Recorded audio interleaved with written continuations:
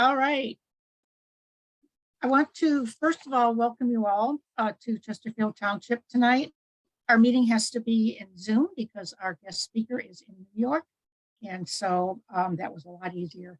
What a week it's been for President Biden. Once we can all cheer, 528,000 jobs in July. The unemployment rate's at a 3.5% 50-year low. Ra-Ree, or whatever his name, terrorist, is no longer walking this earth. The CHIPS Act, the PACT Act, and the icing on the cake, the Inflation Reduction Act is all passed. Gas prices now are lowest in 50 days, down about $1. And as the cherry on that icing or whatever, Kansas protected abortion. So we all had a really good week, and we can all be happy about that. So I'm going to start with some announcements. Our September meeting will be held on Wednesday, September 14th. We'll be back at West County EMS in their meeting room. We'll have as guest, first of all, Sam Page, County Executive, and he'll be there to give a brief talk and then take questions. We're also going to have a representative from MOPAG, which is the Missouri Progressive Action Group. They are going to tell us how our Democratic clubs can strategize to help Trish win the CD2 race. We are finding that the Roe decision is driving conversations. We're hearing stories from candidates as they canvass that they're hearing even Republicans say, my daughters are upset, my wife is upset, I'm going to vote for a Democrat. That's what they've had it. Interestingly enough, I don't know if you all watched Donnybrook, but Ray Hartman said that last week that he thinks Trish now has a chance to unseat Ann Wagner. And that was music to our ears. We'll have to see. I know she's heavily working Republican areas now. So that's really good. Sue McCool and I will be attending a meeting led by Jill Shoup and the Missouri, we can call it MOPAC, Missouri Progressive Action Group, to learn how we as a club can maximize our strategies to better get her elected. So that's all coming together. So on another note, we do our trash cleanup once a quarter. We are going to have it. It's on Clarkson Road, Saturday, September 10th at 9 a.m. Please send us a quick text or whatever through the or email that you'd like to join in case for some reason we have to cancel it the last minute so that you don't come and then you stood up. So that's and that place is the Women's Health Center, and it's right on the west side of Clarkson Road where Baxter intersects. And it only takes an hour and a half tops to get some steps in, and we have a lot of fun. It's more of a social. So tonight, we first, before our main speaker, we're going to have Von Walker, who is political assistant and organizer for Trudy Bush Valentine. He's going to give us a short update on her campaign, and then we'll move to our main event. Von? Yes, thank you so much. It looks like I need permission to start my video. Can you turn this video on, Brian? Yep, I'll get right on that. It's just sorry about that, folks. About. Let's see. Either me or Randy can do it. Or any of us can do it. Randy, you got that? Hold on, let me see if. Well, let me see here. I don't know that I can. No, I'm Randy. Yeah. I don't think that. Let's see if I got it here. All right, I just allowed participants to start their video. So Vaughn, go ahead and try. Yeah, there you go. There we go. Hi, Vaughn. I'm here. Hello, everyone. Thank you so much for allowing us to come before you all this evening. If you're not familiar with who I am, my name is Vaughn. I've been organizing for the campaign in the St. Louis area for a few months now, and we are extremely excited and honored to be having a candidate who is the Democratic nominee for the state of Missouri for United States Senate, Trudy Bush Valentine. And so I'm sure you all can recall she had a town hall meeting with you all, and was able to share her personal experiences and her viewpoints. And I'm glad that her story has touched enough people for her to receive the nomination. And so we're extremely grateful for that. I wanted to, I guess, come to you all this evening because one of the main campaign's goals is to make sure that townships are involved and engaged in this entire process throughout the general election. We want to make sure that these townships that are, doing some incredible work around invigorating and energizing their areas is aware of where the campaign is and where we're trying to go. And so, of course, we are expecting to get past the general election with Trudy Bush Valentine being our next United States Senator. And so just if you want to hear a couple of things about who she is again, she's a nurse, of course, and she is somebody who sees that politics is broken here in the United States. And she's wanting to serve in this seat to get back to what matters. And what that means for her is looking at what the immediate needs of Missourians are. And so that means, what can we do for everyday Missourians to make sure that their lives are improving day by day? And these are tangible things. And so looking at how can we lower gas prices? How can we lower the cost of healthcare? How can we expand healthcare access across the state of Missouri? Things that are impacting lives. And so this is just kind of my initial, speaking to the townships. And so just wanted to introduce myself formally. I was at the last one in person. And so hopefully a few people are familiar with who I am. And at this time, this is all I have. I know we've gotten an extremely large amount of volunteers who have put their hat in the ring to help us with our campaign. Literally hundreds of people have signed up to volunteer for Trudy Bush since this past election win. And so we are super confident and excited for what's next for the campaign. If there's any questions, I'm happy to answer them at this time. Great. We'll look forward to hearing from you more. Okay, so thank you, Yvonne. Randy, now we have Randy, and let me introduce him. Randy Liaz is joining us from New York tonight, as I mentioned. He has served in a variety of roles at the nonprofit Braver Angels. Braver Angels is one of the leading national groups focused on reducing political polarization and is active in all 50 states. He's worked with the organization since its founding in 2017, serving first as the California State Coordinator from 2018 through 2021, and in 2020 led the effort to migrate Braver Angels events to the online environment. As Senior Director of Events and Partner Engagement, Randy focuses on the production of large-scale member events, as well as events with strategic partner organizations. One of Braver Angels' most experienced moderators, he regularly leads workshops for regional and national audience, in addition to spreading the depolarization message through interviews, speeches, columns for Braver Angels Media, and appearances on the Braver Angels podcast. So with that, Randy, I'm going to turn it over to you, and we'll look forward to your presentation, and then we'll open it up for questions. Put everybody's Zoom on, just raise your hand or put something in the chat, and we'll go from there. Thank you. All right. Yeah. Thanks so much, Maureen, for that introduction. And just a quick note of clarification. I'm actually in California. Our organization is based in New York, but I live in Irvine, California, in Orange County. Nice. And I really appreciate the chance to talk to y'all today. I think everyone on this call can feel the polarization that we're experiencing these days.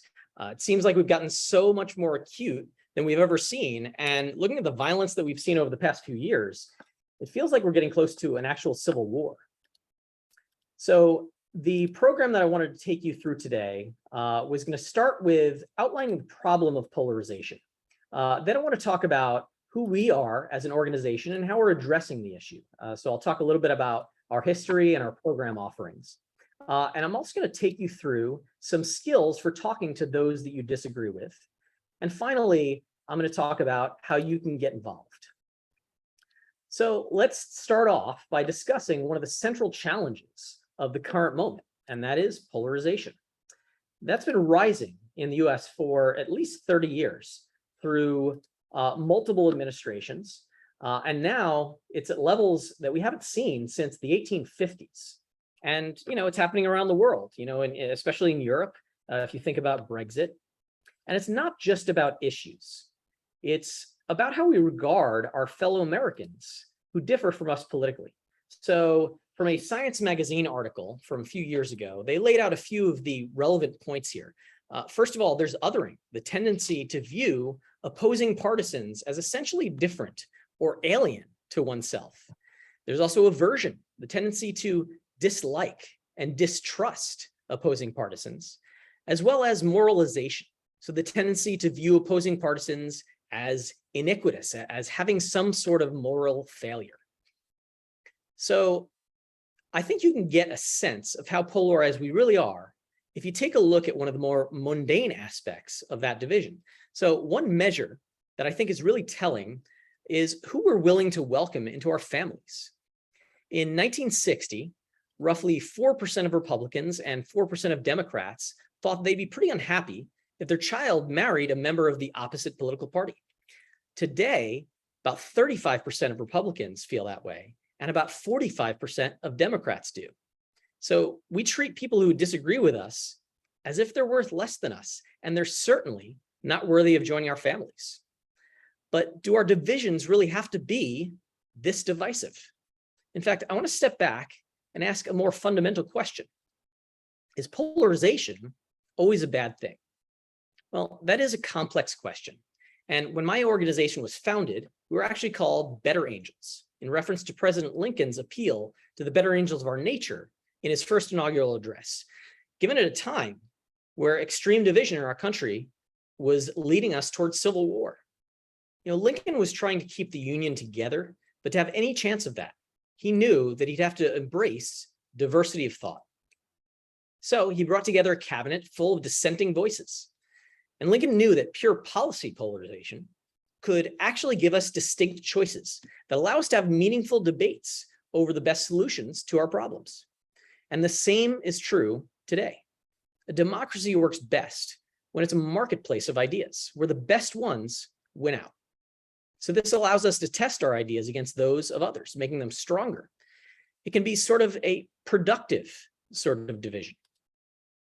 So my organization focuses on divisions of a different type. That's called affective polarization. And make sure you don't call it effective polarization, because it's definitely not. It's about the emotion that accompanies the divide. It's the feelings of disgust and contempt that make you think that your fellow woman or man has less value than you, that they're not worth the time to get to know in any way.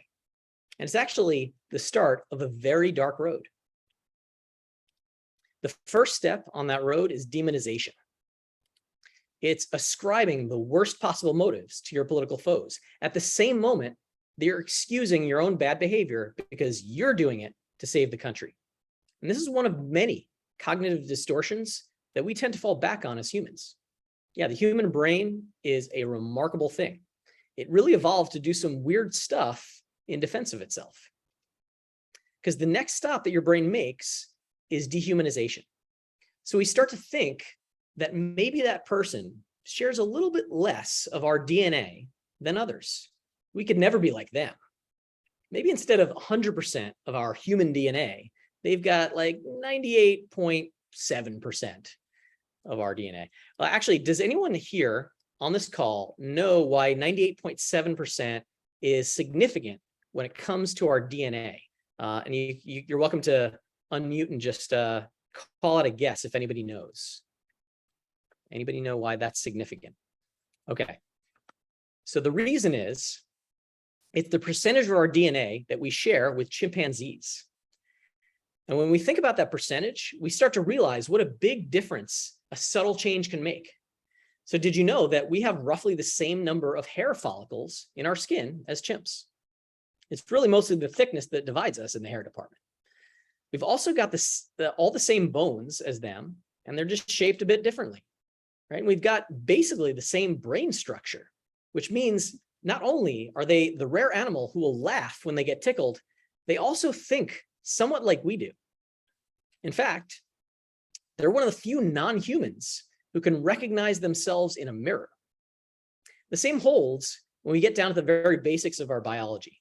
Our cell structures are pretty much identical, but there are some tiny subtleties that can end up making a very big difference. One of those little evolutionary tweaks shows up in the development of our cerebral cortex. That's the part of our brain that makes us behave in uniquely human ways. It's linked to things like attention, perception, memory, language, consciousness itself.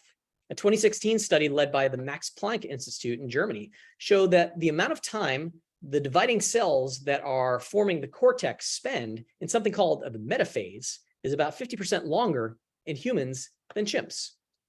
Now, I hope that you'll indulge me in this little detour into cytobiology because I think it offers some instructive analogies. Okay, so metaphase is the part of the cell cycle where the chromosomes line up across the equator of the cell, and they make sure to split the pot equally between the two daughter cells that are about to be created. In this phase, it's only 4% of the cell cycle, but it makes a world of difference. These stem cells that are forming the brain are called progenitors, and the longer they can keep up the accuracy of their genetic copies, the longer they can keep dividing, and the bigger our brains get, the more little folds that we can develop to jam in those little pieces of knowledge. Some scientists posit that this little tweak may be the key to our brains being 3 times larger than those of chimps, with twice as many cells in that cerebral cortex. Okay, so I appreciate you sticking with me on that little detour, because here's where I think that we get the big payoff. What this literally means is that these cells can achieve more productive division by lining themselves up together and taking a bit more time to focus on each other's similarities before going their separate ways. So I totally agree with those German guys. We can definitely achieve more productive division when we spend a little more time focusing on what we share. It means slowing down a bit, especially our reactions to others, and taking the time to question our own assumptions, especially about each other's motivations. You know, the key to our prolific neuron generation is our cells' willingness to double check that the information they're taking away is right. When we teach people skills for bridging the divide, we emphasize that same principle. But when people do it, it's called active listening. When you're talking to someone you disagree with, take the time to repeat back to them what you've heard them say. It'll make them feel heard, and it'll ensure if you're drawing a faulty conclusion about what they're saying, maybe because of some assumption you didn't even realize you were making, then you have a chance to correct the record. That way, even when we're focusing on where we disagree, we can get to more accurate disagreement rather than taking aim at a caricature of our opponents that presents an easy target. Because we actually share so much of our political DNA, like many of our values and our goals, the big things. We all mostly want similar things from our government to keep us safe, to protect our liberty, to give us all a chance to succeed. And we believe in many of the same big ideas, like fairness, protection from harm. But with subtle tweaks in the way that these ideas are expressed, it can have a huge impact on how we see ourselves. A 2012 study tells us that we vastly overestimate the differences in our morality versus our political opposites. And dare I say, this is a pretty deep blue setting, but it's liberals that make the biggest mistakes in this regard. For example, they wildly underestimate the concern that conservatives have about preventing harm to others, and includes mistakes about fellow liberals, as they often underestimate the conservative values that they hold, like respect for authority. And I'd be happy to discuss examples of those in the Q&A session. So I hear it all the time at our events. People tell me they've learned that the two sides are much closer than they thought, and that there's more diversity on their own side than they realized. And if we keep thinking of each other as different political animals in order to protect our self-image, well, where does it actually get us? Does it actually make us any better off? Well, not really. If we stop thinking about one another as really worthy of talking to, it probably doesn't help us do much to understand the other side. Well, it certainly doesn't help us to influence them anymore, right? I think one of the best examples of this was during the 2016 election campaign, when we started to cut ties based on who people were planning to vote for. Based on the conversations that I've had with Reds, it truly feels like it was an act of self-sabotage, that so many Blues declared that support for the Republican nominee was totally unacceptable and that they could not talk to those who did. This isn't to say that the same thing didn't happen in the other direction. But several Reds who I deeply respect have told me how acutely of a threat they felt toward their friendships, toward their family relationships, toward their livelihood. Now, I'm a Democrat, and I recognize that many of the policies we criticize, we do so out of concern for the people we see these policies hurting. But that does not justify the demonization of, for example, one of the kindest people that I know for believing what she sincerely believes, especially when the result is that, like many Reds, she stopped talking to those around her about who she was going to vote for. And those Reds even stopped talking about it to pollsters. They just put their heads down and they voted. And then the Blues found ourselves with a whole extra boatload of champagne on election night and wondered how we'd gotten so blindsided by the result. But even when we're on the winning side of an election, how does it generally play out? Do we really think that if we beat our foes in the next election cycle, they'll be vanquished, never to challenge us again? Or will they return with a vengeance to undo all our hard-fought progress 4 years later? The fact is, major social change doesn't come from just denigrating the other side to rally our base. To be effective advocates for the things that we care about, we've got to appeal to our common interests, to our shared values, like freedom, equality, and security. This is an idea that I've gotten some pushback on, and even if it appeals to many people in theory, it's so much more difficult to put into practice. Some have said, well, you have to show the other side as the demons that they are, just like King and Lewis and the inspiring leaders of the early civil rights movement. But demonizing the other side is counterproductive, and that wasn't actually what those leaders did. They stood firm in the face of violence and made it very visible to the public, so society was able to look upon itself. Their words were important too, but those words didn't tear others down. They called them up to join the beloved community, to invite even their oppressors to join in that community when it is realized. The fact is, political depolarization is not about moderating our beliefs.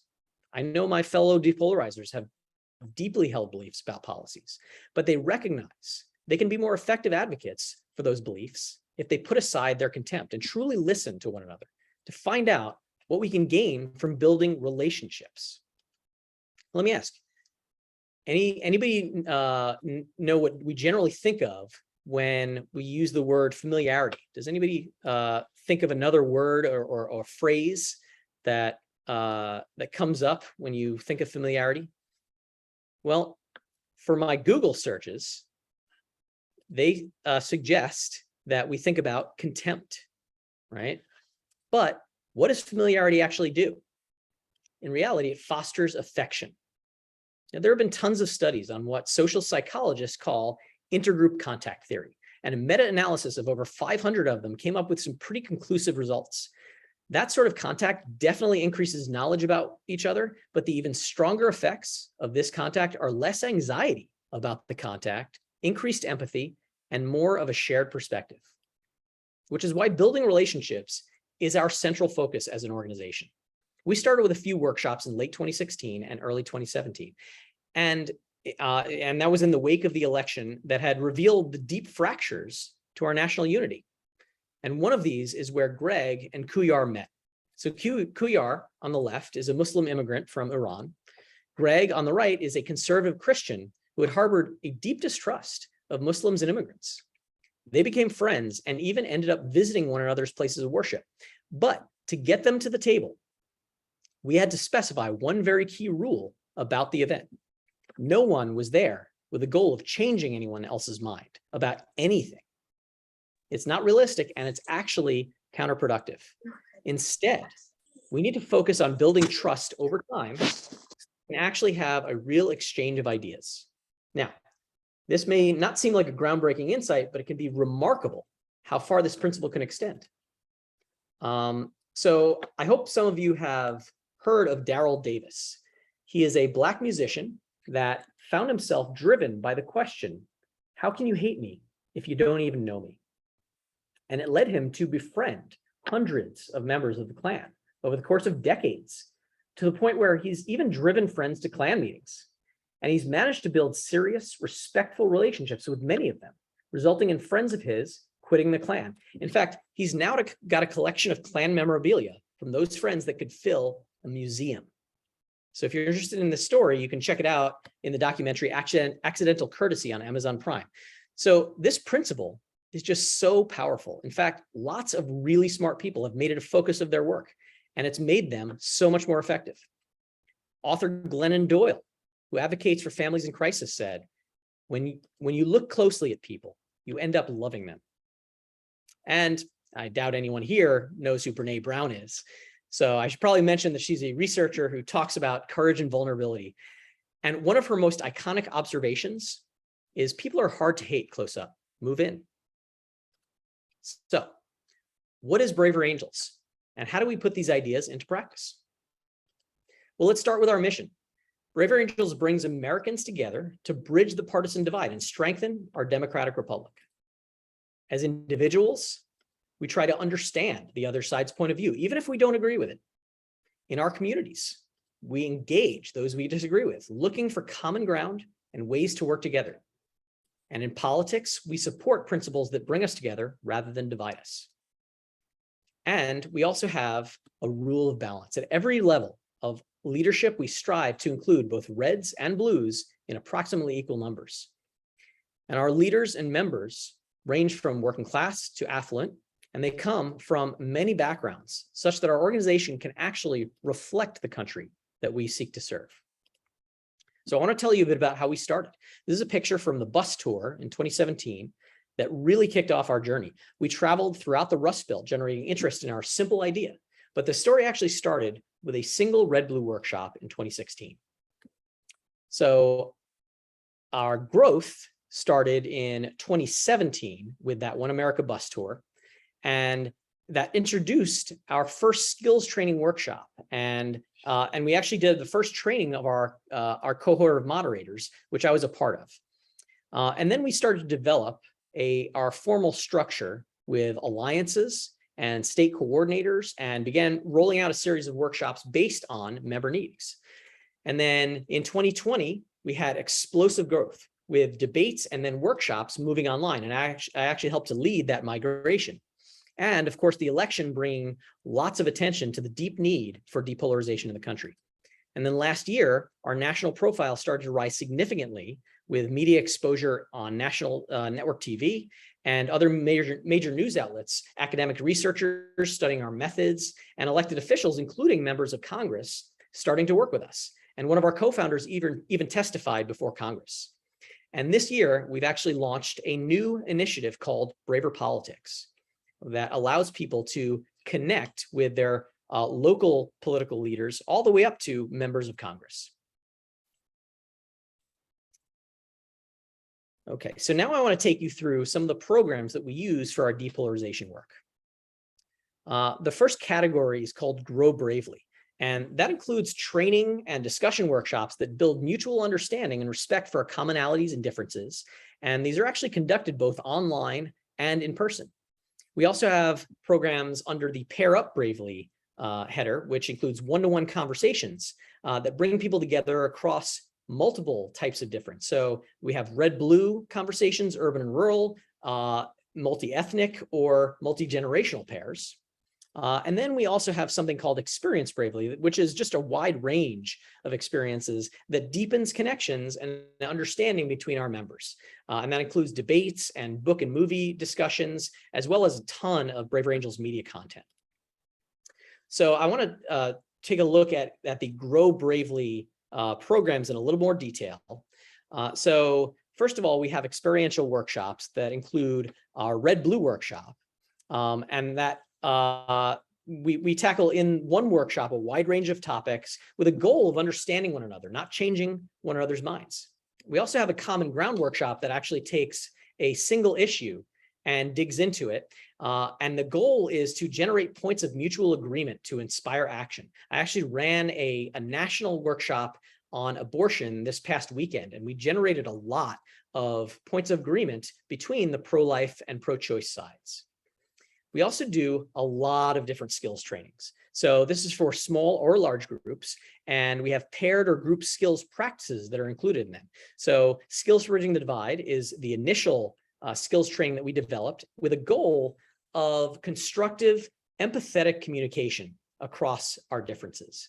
We also have Depolarizing Within, which has a goal of understanding our inner polarization and engaging our own side without demonizing the other.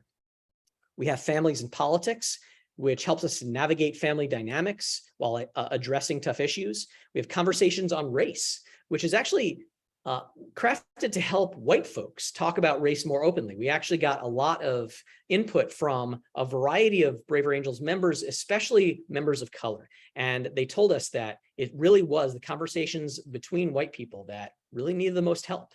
So we help them transcend the very different language that reds and blues tend to use when it comes to race and the issue of racism in this country. In fact, racism as a word is a term that both sides tend to define very differently. We also have workshops that help us to handle being an outsider, like a red in California or a blue in Texas. They're called Being Red in a Blue Environment or Being Blue in a Red Environment. And then finally, we have a social media workshop because social media is one of the prime drivers of division in our country. And so we want to help people be a depolarizing presence in those conversations. Now, I want to give you an example of the way that our workshops help us to bridge divides. One of the best places to start to actually move in closer to one another is by examining our stereotypes, stories that we tell about each other. And it's where we start in the red-blue workshops because it helps us to see past the tired tropes to a much deeper picture. So, it really gives us an opportunity to be vulnerable as well, to look at ourselves and ask if there may be some truth to the stereotypes that others hold about us. And that honesty and vulnerability is the basis of such powerful relationships. And I'm really grateful that I get to see that up close. We also have our debate program, which is really about better understanding our own beliefs and testing our convictions against those of others so we can defend them more robustly and even consider changing our minds. And we really lean heavily on the idea of intellectual humility. And we have a very robust college debate program. We have partners at the American Councils of Trustees and Alumni and Bridge USA, which have helped us to reach thousands of college students around the country so far. And we are just getting started with that program. And, in high schools and colleges, young people are becoming better leaders through deliberative thought. They're the next generation of our leadership. So it's so important that we focus on their skills for deliberative dialogue. And they're a great pipeline for our organization. And I also want to mention our local alliances. This is a structure to continue the work beyond the limited workshop experience. We have around 80 alliances throughout the country, and there's one in the St. Louis area as well. So the alliances use social gatherings to strengthen relationships, but they also focus on substantive issues. And if there's a consensus about something, they can use it as a chance to advocate for change with local media, local leaders. And really, the local level is where we have a chance to be most effective, as you guys well know.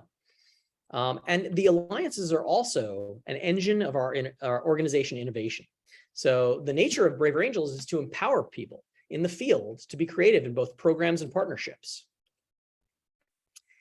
And so now I'd love to give you a look at the types of skills that we teach for having better conversations on your own. First of all, we talk a lot about setting the stage or the tone for the conversation. Okay, we encourage several different strategies for that, which can include avoiding the topic of politics altogether. That's obviously not what addresses the tensions that people are feeling. So I want to cover one of my favorites, which is something that I use pretty often personally. It's acknowledging likely difference. Okay, it's important to recognize that not everyone sees this issue as you do.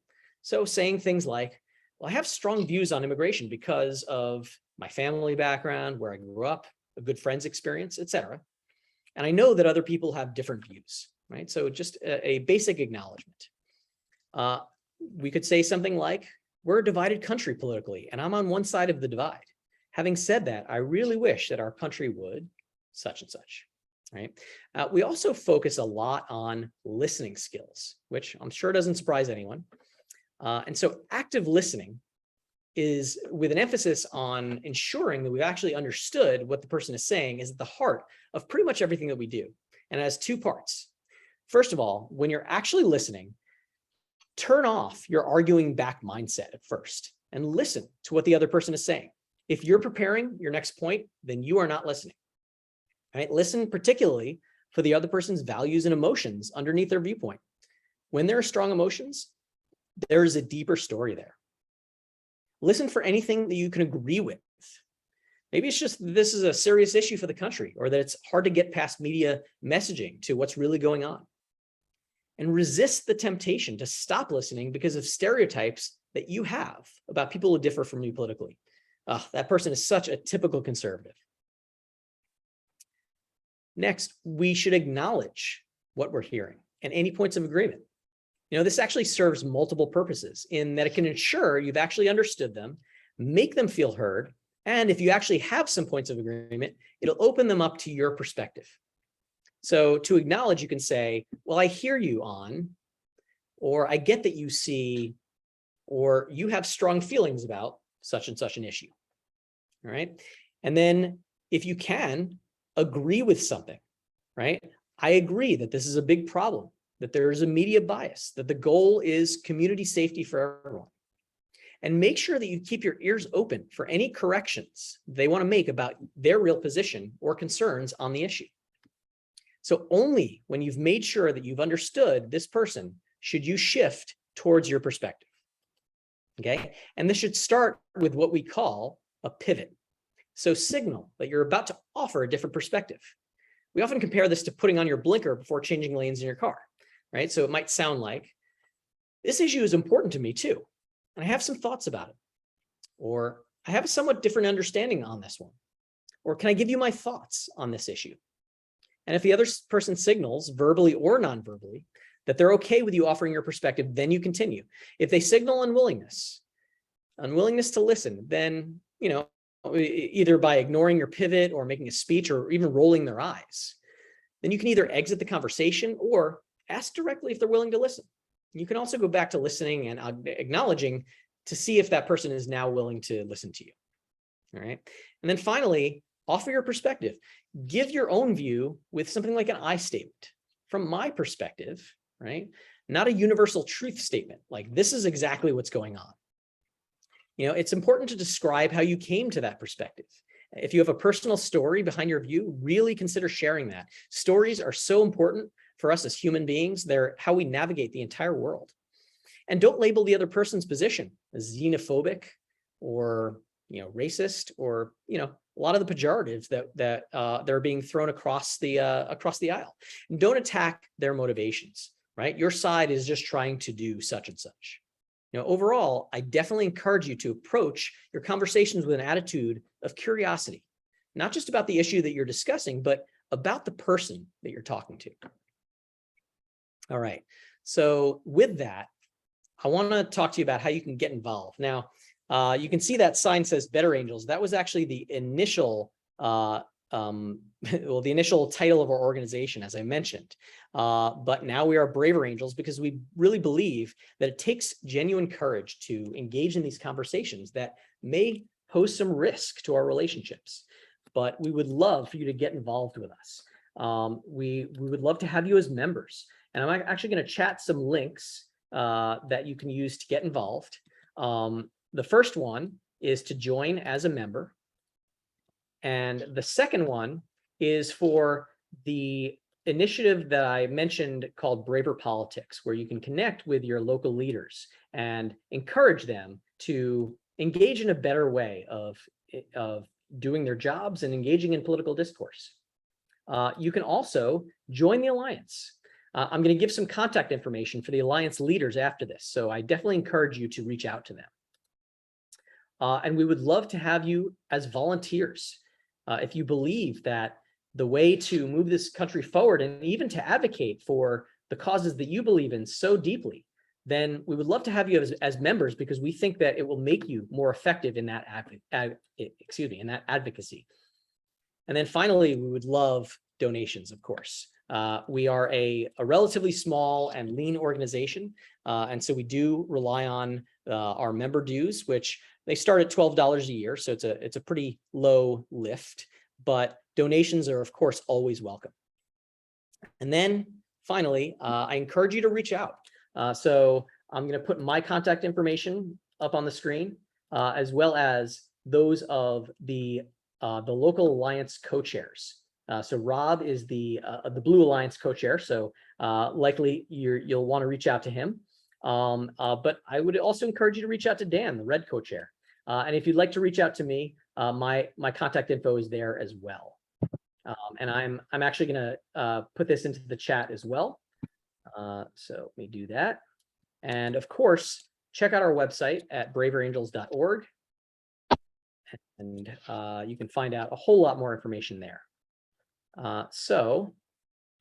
With that, I want to leave you with, I want to circle back to President Lincoln, who, if you know anything about him from a biography or a movie, you know he was a keen judge of character. And he once said, "I don't like that man. I must get to know him better." So with that, I really thank you for your time, and I want to open it up to questions. Great. Thank you, Randy. You've given us a lot to think about, and I know we're going to have a lot of questions.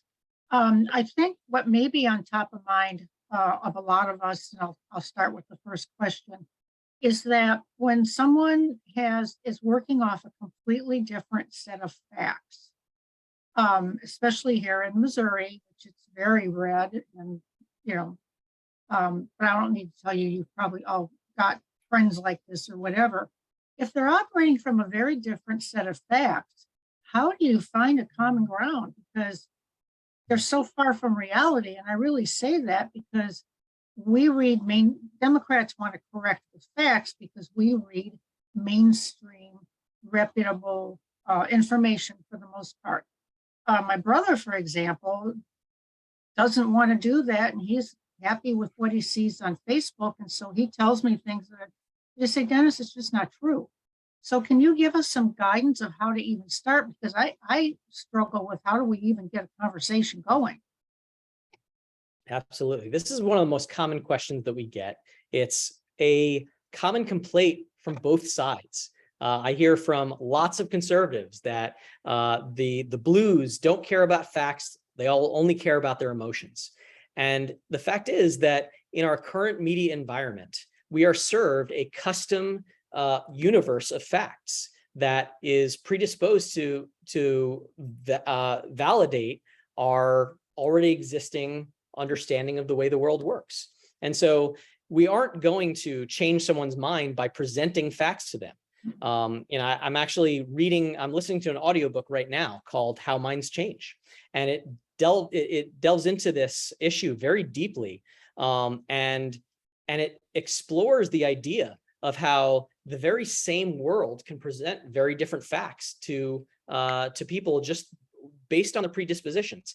So the real answer is it's about relationships. It's about building that relationship, because you're not going to change anyone's mind on anything until there's trust between you, right? So if you focus on the relationship, and one of the ways to do that is to be curious about that other person and how they've gotten to their perspective, asking about their news sources, and maybe checking some of those out and seeing, well, is there anything credible that I can actually engage with in those news sources before actually judging, their world of media, right? So it really does take a lot of work to build those relationships. It takes a lot of time, right? But one example that I find is a really interesting success story is my good friend and neighbor, Mary, who lives right across the street here and has actually become one of the leading people within Braver Angels. She came to a workshop in late 2019 that I was leading, and she didn't think that she was going to really be very interested in Braver Angels. She thought she might leave early, but she was hooked, and she started to become a leader in the organization. And her relationship with her dad, who right now is 98 years old, and their relationship had always been fraught, especially when it came to politics. It was a pugilistic relationship. And after she started coming to Braver Angels workshops, her approach to her dad changed completely. And she started just listening to him and asking him sincere questions about his beliefs. And then a few weeks later, they were driving through a parking lot together. And he said to her, "Mary, I've started to look at this issue a little bit differently. And she was so shocked by that statement. And he had never said anything like that, that she slammed on her brakes and her jaw just dropped and she gaped at him. And her relationship with him it is completely different from what it was. They understand one another so much better. And she's actually had influence on how he thinks. Now, I don't know if she changed the way that he votes, but that's quite a tall order, right? But that change in a relationship is proof positive. Whenever I have doubts about any of the work that I'm doing, I go back to that story and I'm like, well, this work is really worthwhile. If not just to change someone's mind about an issue, it's to strengthen a relationship that has actually been fractured by the past 5+ years, right? So when it comes to our personal relationships, we should start first with the value of that relationship. And only after we consider that should we even think about having influence on another person. Brian, can you open this up to everyone so they can raise their hands, or how do we do this? We can actually see their faces. Yeah, sure. Anybody can activate their cameras at this time. Yeah. I'm not. Start your audio.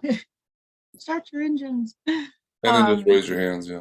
And then just use the raise hand and I'll recognize you and we can take questions. I know this group has a lot of questions, so please raise your hand. Is that you, Kathy? Kathy Merritt?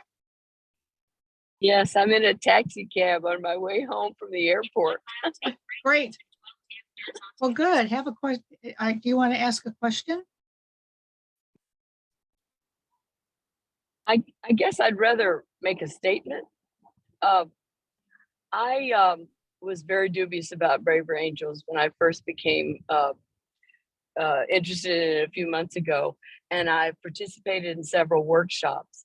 And I think the key is 3 words. It's respect, honesty, and curiosity, and telling our own stories. And I have seen it work in relationships in my own life when I thought it was impossible. So I'm a huge fan and proponent of the philosophy. Thank you so much, Kathy. I really appreciate that endorsement. That's great. The third word that you mentioned, curiosity. I mean, for me, it has gone so far beyond politics. I have a girlfriend that has a 10-year-old daughter, and raising a 10-year-old daughter is very challenging, as I'm sure many of the people here know.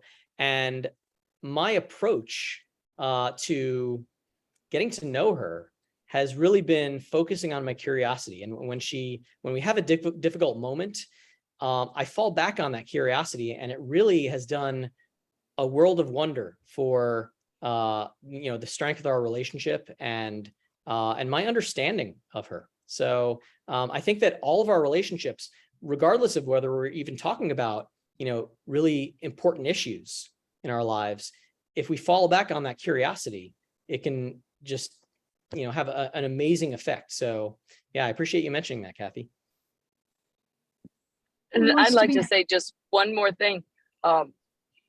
Right after the Roe v. Wade decision came down, a girl that I knew in high school, who I know fairly well, kept up with over the years, she posted this thing on Facebook that was just like, this is a wonderful and blah, blah, blah. And I don't ever engage on Facebook like that, but I did say to her, I would like to talk to you. I would like to tell you, I have a different perspective, and I'd like to tell you my story. I said, would you be interested in hearing my story? And she said, yes. And she said, I have a story too. And we talked on the phone for 2 hours, and we did not change each other's mind, but I think we both came away with a much clearer understanding of what we believed and why, which may, after some thought on both of our parts, perhaps do a little bit to change a perspective. That's all I wanted to say. Absolutely. Super. Yeah. So a question from Bob. But Yeah, Randy, I wondered in your sessions, if you're doing these red and blue sessions, do you stick with issues and not personalities? I mean, that's kind of where I get really sidetracked, you know, and it revolves around what media, you know, this, what Maureen said, you know, that we watch different media and have there's a different portrayal of what is going on. And like Maureen, I mean, I think I'm getting a more accurate story. I'm not saying that I'm getting the only truth, but when I talk to other people, you know, it just seems that way to me. So is that one of the ground rules, that you don't talk about political personalities, you talk more about issues? well, we have a ground rule that that really helps us to avoid demonizing one another. It really is hard to avoid talking about political personalities, one in particular, of course, right? But we do find that people, when we help to guide them toward back to the issue itself, which is not a hard and fast rule, but it is something that I think does tend to happen in the workshops, that people have a lot more satisfaction about those engagements and about those interchanges. You know, the fact is that at a red blue workshop, the participants, when it comes to there's a third exercise that we do that's called questions and answers, where the moderators help the participants to craft a question in a way that's genuinely about curiosity, right? So it's not a gotcha question, as we call it. It's not a question that has an accusation or assumption baked into it. And when people get to that point in the workshop, a lot of people do actually avoid asking. A lot of the blues avoid asking about Donald Trump, because they feel like that'll be there's no way to craft a question that will be an accusation, essentially. And I know it's challenging, but we often actually have to encourage them to ask something about that, especially if we see that it is the burning question between the groups, right? And we're able to help them craft a question that is genuinely curious about why people are drawn to that personality, right? What is his kind of image offer to people who feel that they haven't been served by our political system before? And when people talk about that, I think it tends to actually be illuminating. And even though we know that Trump has a very distinct and I think negative personality, and he is a divisive character in our politics, it really does help when people dig into why that, you know, the environment for that sort of division has arisen and why people are attracted to that sort of rhetoric. So yeah, we don't necessarily steer people away from those personalities, but we do help people focus on their personal stories and how they got to what they believe, even if it is their support for a certain candidate. Okay.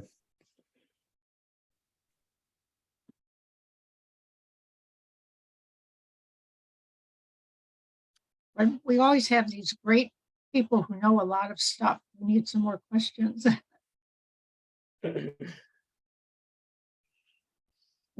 Randy, how do you see, I know we've got a short time between now and the midterms. I don't know, people are canvassing, people are talking to voters. It looks like what you're offering is a nice longer term perspective that maybe we could think about working on relationships toward 2024. I don't know. So what would you tell people when they've got shorter conversations and a shorter opportunity to talk with people?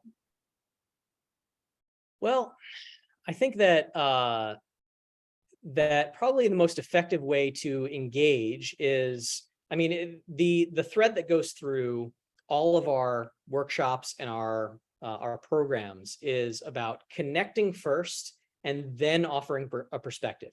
So if you think that you have a perspective that would actually be useful to the other person, then in the immediate term, what you really want to focus on is connecting with their perspective, asking them questions about their perspective, how they got to what they believe, and validating their experiences, right? Saying, I hear you that you've seen this thing and you think that it leads in this direction. And then using that pivot to say, something that I think Kathy mentioned, that I would like to give you a different perspective on that. Would you be willing to listen? And most people, when you ask them if they're willing to listen to you, I mean, their self-image dictates that they are an open person, a curious person, one who wants to take into account other people's perspectives, right? So if you ask them that, they will tend to say, okay, I'm willing to hear your perspective. And then you have an opportunity to talk about why you believe what you believe. And as I mentioned, the most effective way is to do it with I statements, right? That may seem counterintuitive a bit, right? Because it may seem a bit self-centered, but what it really is signaling is that you understand that your perspective is one of many, that it's not the only perspective, and it's certainly not the only valid perspective out there, right? But that you hold it sincerely, and that there was a path that you took. And if you tell your story, right, that person is a lot more likely to connect with your beliefs because they understand that story, and they may have a similar story themselves. I'm almost thinking, I haven't canvassed in a while, and I'm planning to, and so I'll be getting with the people that I plan to canvass. But I'm almost wondering if you ask them what their top couple things are when they vote, and then solicit their ideas about them, and perhaps go from there, and then offer a different. I don't know. I haven't canvassed in years. That book that I mentioned before, How Minds Change. One of the topics that they address in there is something called deep canvassing, which people may have heard about. And it is a method by which canvassers have actually used to change people's mind in the course of a single conversation. Now, I'm not going to advocate for that as a primary vehicle for doing the work, because that canvassing does take a lot of time, and it takes a lot of training for the canvasser, because it helps them to really be, to foster that curiosity, to continue to ask questions. And rather than reacting to what the person says, oh, this is your primary issue, well, let me tell you about this. No, that's not actually how it works. It is about, that they introduce one issue that they're focused on, and then they ask a lot of questions about that person's experience with that issue. And that is actually how minds have the potential to be changed, right? So they've used it on things like abortion, like gay marriage. It's been very effective in those areas, but it has a very specific use. And so, swinging someone to a specific candidate, I don't know if it's been tested in that way, but it's something that's absolutely worth looking into and worth understanding.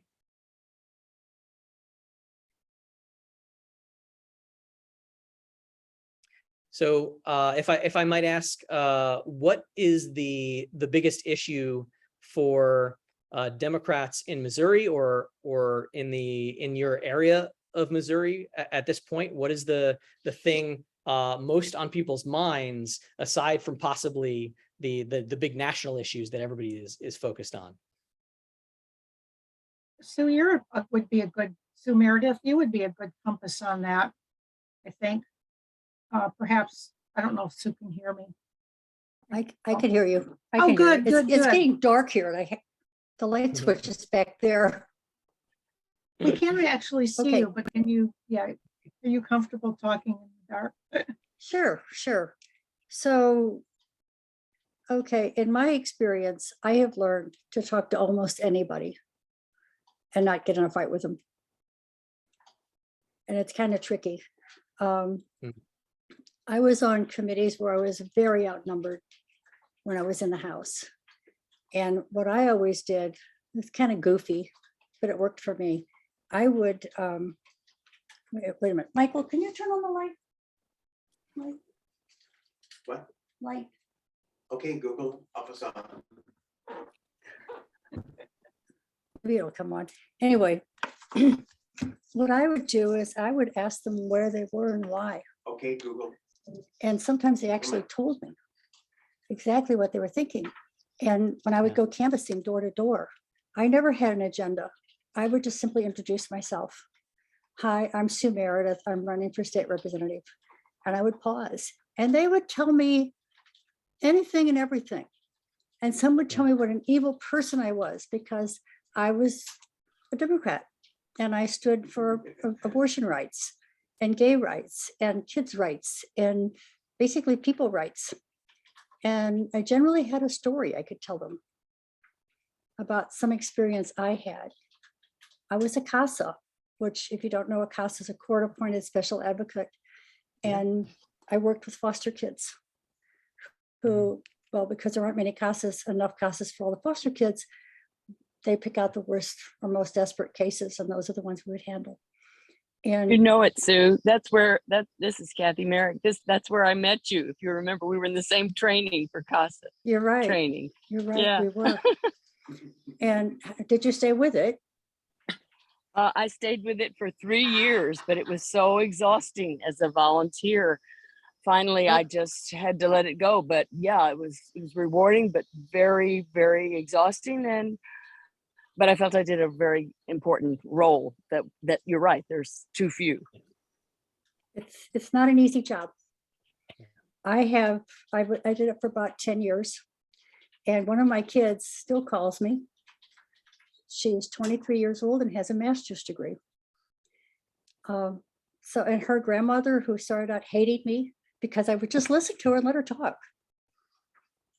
She would just, I could get away with anything I wanted, basically. I could ask her just about anything and she'd just tell me. And I had parents who were addicted to drugs, involved in the criminal world.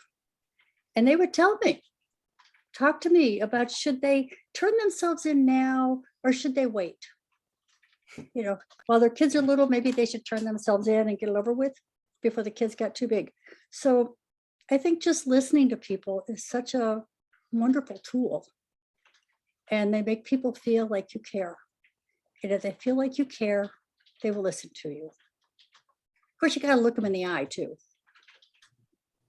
But I mean, that's basically my experiences. That's fantastic, Sue. That certainly aligns with everything that we believe. And I'm so glad that you shared that with us and that you did that work. I mean, both as a representative and a CASA. I looked into the CASA program and I considered doing it, but yes, it looks like really intense work and very, very time consuming. And so it is absolutely worthwhile work. I haven't done it yet, but hopefully one of these days I'll get a chance.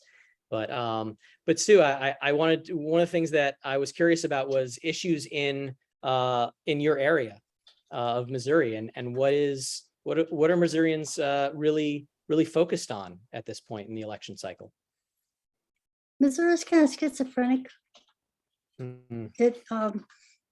You have the people in the cities. We have our three blue spots with a little tiny dot in Springfield, which is southwestern part of the state. The far east side of St. Louis, the far west side is Kansas City. In the middle, we have Columbia. They're blue, very blue.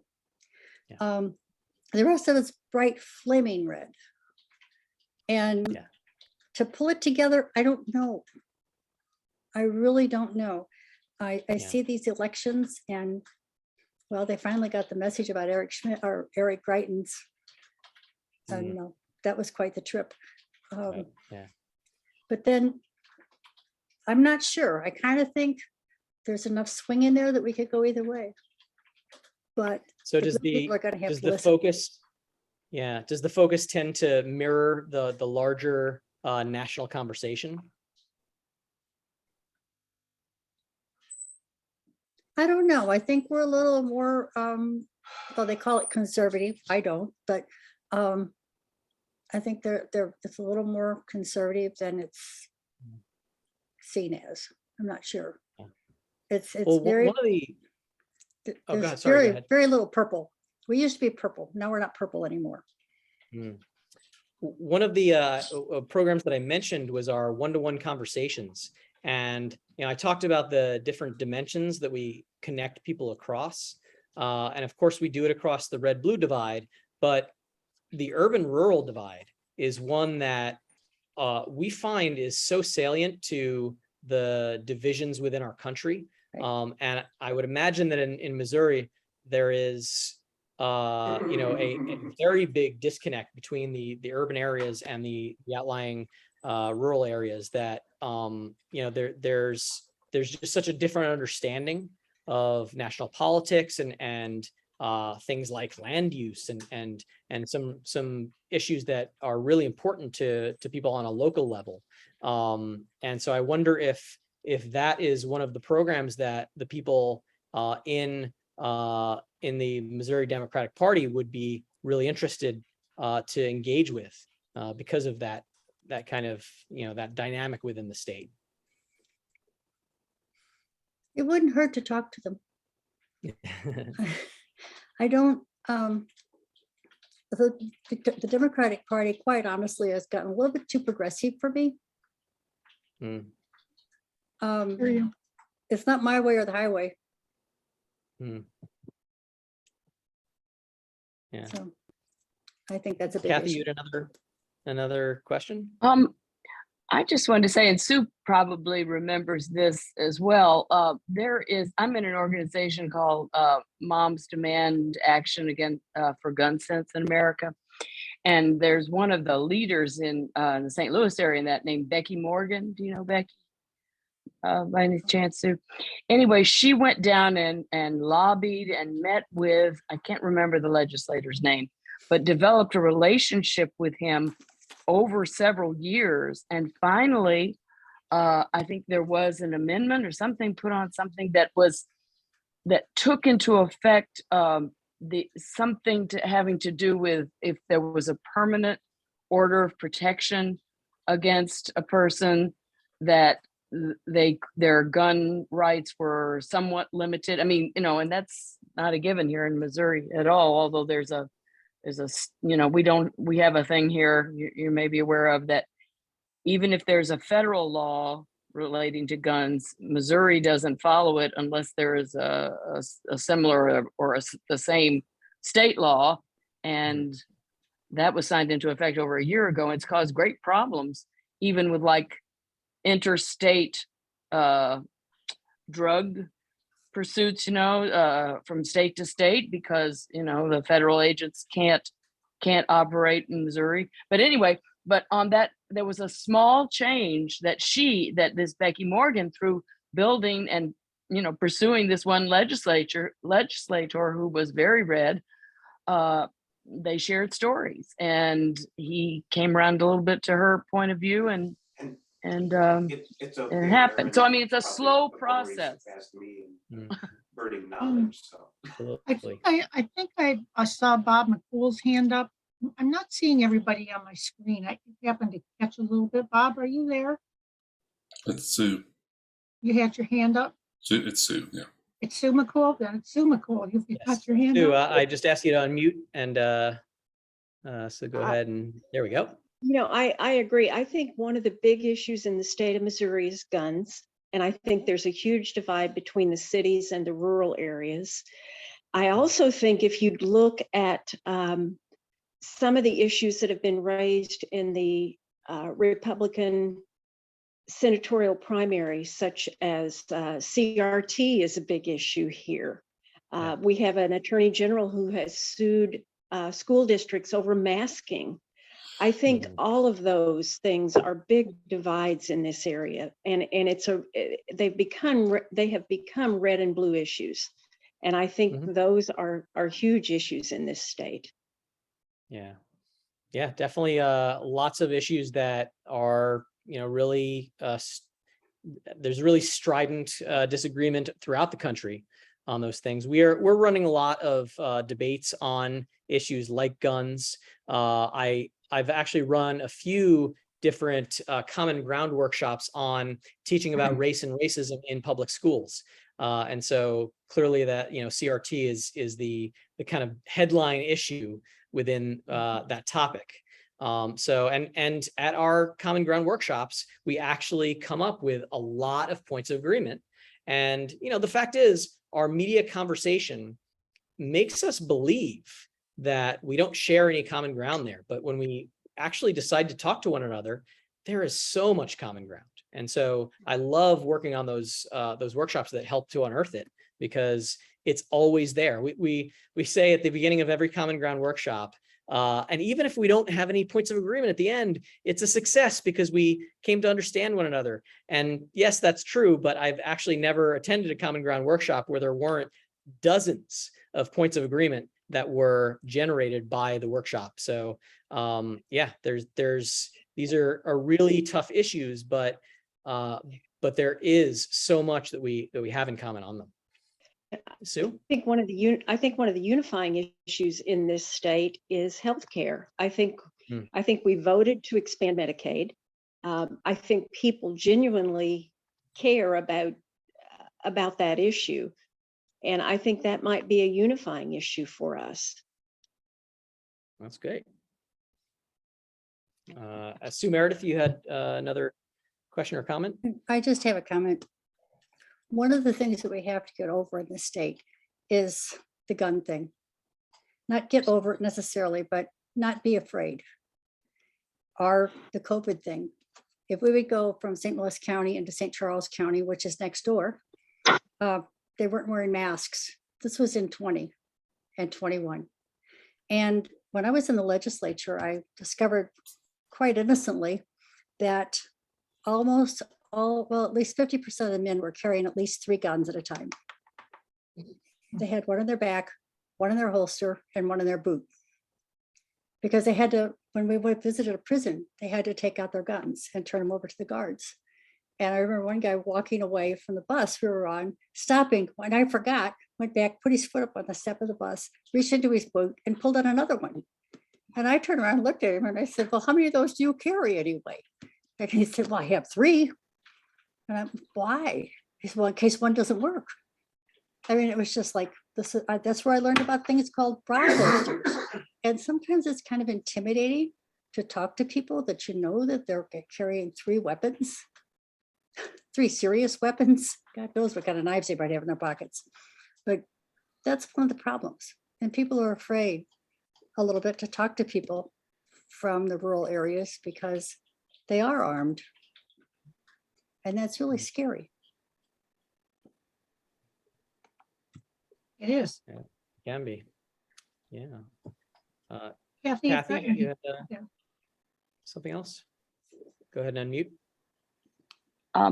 Yeah, I just wanted to say, you know, it's a difficult process, but such an important process, because I think, you know, as hard as it is, as long as we think of people on the other side as the enemy or stupid or deserving of hate or ridicule or whatever, as long as we think of them that way, I'm just fearful our democracy will die, or we may split apart as a country into several different countries. And all of that, I think, is so much more frightening than anything else, that I think it's worth the effort to try to find some points of agreement and work as hard as we can to depolarize. So, and I know that's why you exist, but anyway, I'm not saying it's easy, but I even think in canvassing, more of a listening, and then ask, you know, saying, you know, obviously I'm a Democrat, I'm standing here at your door, I see it a little differently, could I explain my view of it to you? I think that would probably go farther than just a cold, here's what I think and hope you agree. But Absolutely. anyway. Yeah. Well, it looks like we So- may be, go ahead. I was going to say, we may be out of questions. Yeah, well, I was going to inquire, you know, certainly I put the contact information for you folks to contact your, the co-chairs of the local alliance. Is there the potential of doing a workshop with the organization, either a training workshop or perhaps even partnering with Republicans to do a red-blue workshop or a common ground workshop across a particular issue? Is that something that that you think the organization would consider? Well, I think we'd have to put it, I think until the election, the midterms are over, I mean, there's going to be no time. But maybe this is something that we Yeah. can look forward and talk to our membership and see what they might want to do. How many people do you need to sign up to do something like that? Well, our workshops can vary pretty widely in size. We can, one of the very first, in fact, maybe the very first workshop that I did, we did a training workshop for 4 people. But I actually tomorrow am doing a workshop where over 330 people are signed up. So, yeah, it can, any size that you bring us. In terms of the experiential workshop that I talked about, the red, blue, the common ground, we generally like to have, balanced numbers on either side of up to 8 people per side. So up to 16 participants. And then, we open it up to observers as well. So if it's, if there's a particular issue that you folks are looking to gain a better understanding of the perspective of the other side, that's a great way to do it.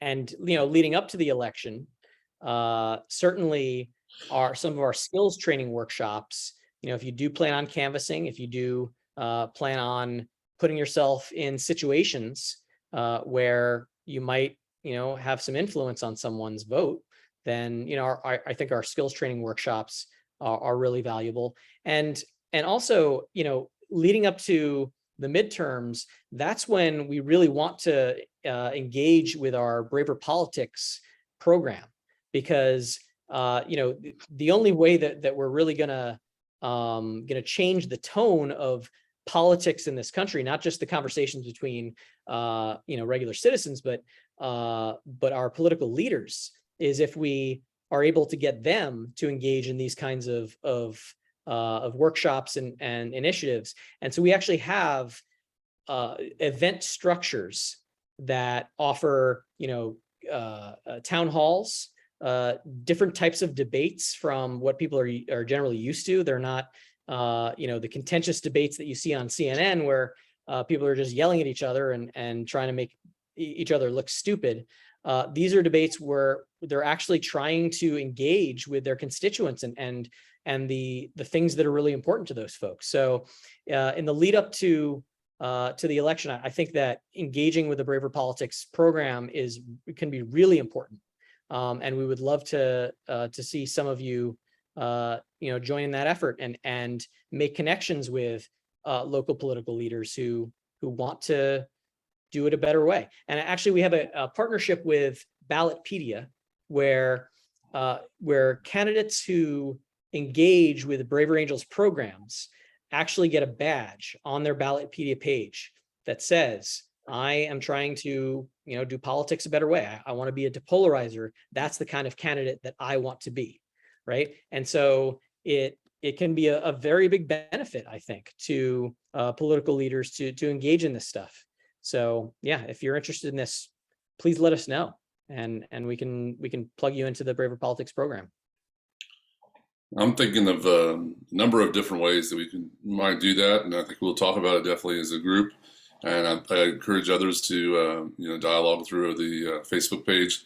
I actually posted this this live feed from YouTube already on our Facebook page. This is very active, and I encourage others to share that out to their friends that weren't able to be here tonight.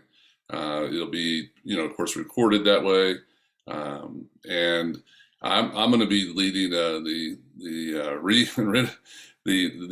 new College Democrats group out at our community college out in Wildwood, and I think this would be a great program to kind of get things started, possibly with those students, and co-advising with a political science professor that's a real go-getter and could get things riled up out there. I think for this, for extra credit for her class, those kind of things, but also. I'm just thinking in general, not only politically, we're primed for this in West County and Chesterfield specifically, but we have grown culturally diverse out here quite a bit with a large population through Pfizer's international research location here and Bayer and others in Boeing, bringing in a lot of talent from all over the world. Especially in South Asia and East Asia. And, I think that would be interesting. I think a lot of those especially younger families, could be really interested in coming together and talking about those issues. Yep. So my mind's swirling already. So I'm sure we'll come up with some others. All right, fantastic. Well, thank We're you, looking Randy. I forward to it. appreciate the time you took. You've given us a lot to think about. The organization sounds just really sound. I mean, that's why you're nationally recognized. I really understand now after having heard you speak.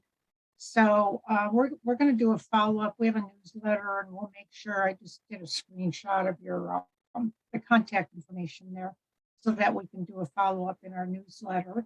And I guess we'll just go from there and see, what we might be able to come up with. Excellent. good. Thank you so much for the opportunity you. to talk to you folks. For those Thank you tweeters all. out there too, it's on Twitter too, for those that want to Good. share that tonight on our Twitter page. Okay, Oh, our good. Twitter feed. Okay. Great. Well, thanks so much. Everybody have a good night. The rest of the night, we're just a few minutes early, so we'll give you 7 minutes back in your night. Thank you. Good night, everybody. Thank you. Bye now. Good luck. Bye. Thank you, Randy.